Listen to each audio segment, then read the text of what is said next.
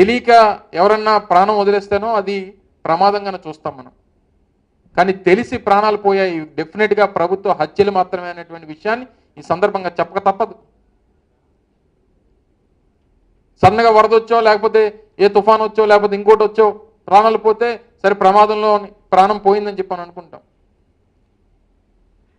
కానీ తెలిసి ప్రజలు 45 మంది ప్రాణాలు పోయారంటే ఈ డెఫినెట్గా ప్రభుత్వ హత్యలు. దీనికి ముఖ్యమంత్రి, సంబంధించినటువంటి మంత్రులు, సంబంధించినటువంటి అధికారులు అందరూ కూడా దీనికి బాధ్యత వహించారు. దీనే క్రిమినల్ నెగ్లిజెన్స్ అంటారు.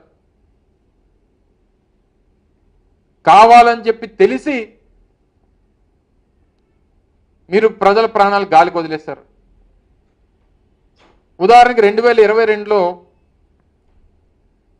నేను ఏఎస్ఆర్ జిల్లా ఇన్ఛార్జ్ మంత్రిగా ఉన్నా. చింతూరు ప్రాంతం, ఆ ప్రాంతంలో శబరి నది వెళ్ళి ఇలాగే శబరి నది వెళ్ళి గోదావరి నదిలో కలుస్తుంటుంది.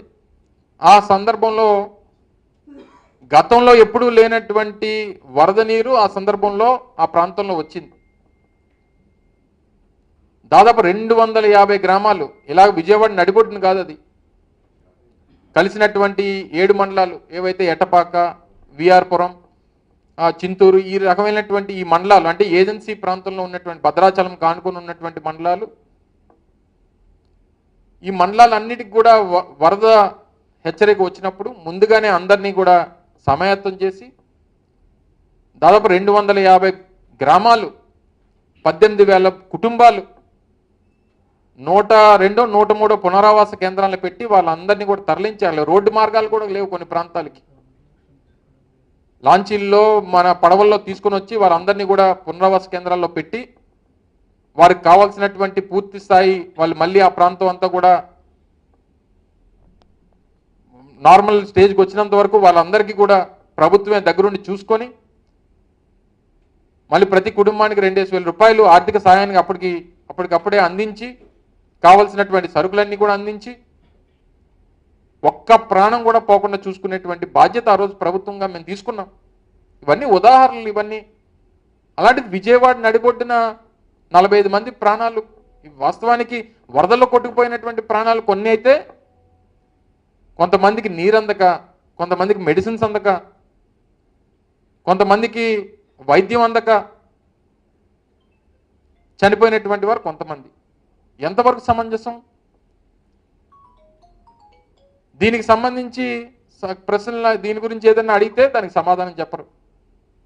మళ్ళీ తిరిగి వైఎస్ఆర్ కాంగ్రెస్ పార్టీ మీద ఏదో రకంగా రోజుకొక డైవర్షన్ పాలిటిక్స్ చేసి వైఎస్ఆర్ కాంగ్రెస్ పార్టీ నాయకులు పడవలు వదిలేశారు, పడవలతో బ్యారేజీని డ్యామేజ్ చేద్దాం అనుకున్నారు.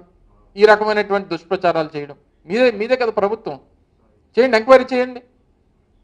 సరే ఏదో వైఎస్ఆర్ కాంగ్రెస్ పార్టీ నాయకుడి పేరో లేకపోతే ఇంకొకరి పేరు మీరు చెప్తున్నారు, ఎంక్వైరీ చేయండి. మీరు ప్రభుత్వంలో ఉండి మా మీద ఆరోపణలు చేయడం కాదు,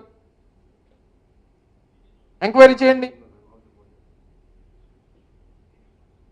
ఈ రకమైనటువంటి తప్పుడు ప్రచారాలు, మీరు చేయాల్సినటువంటి కార్యక్రమాలు చేయడం మానేసి ప్రజలు ప్రాణాలు గాలికి వదిలేసి కాపాడాల్సినటువంటి ప్రాణాలని కాపాడడం మానేసి ఇంత నిర్లక్ష్యంగా వ్యవహరించి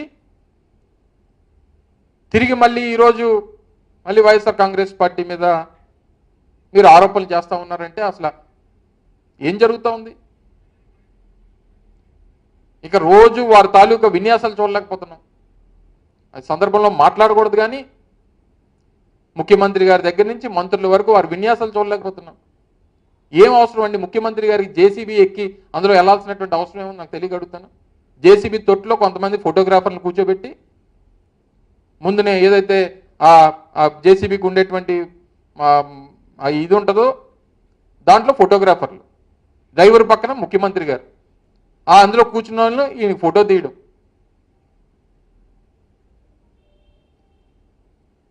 ఏంటిదంతా?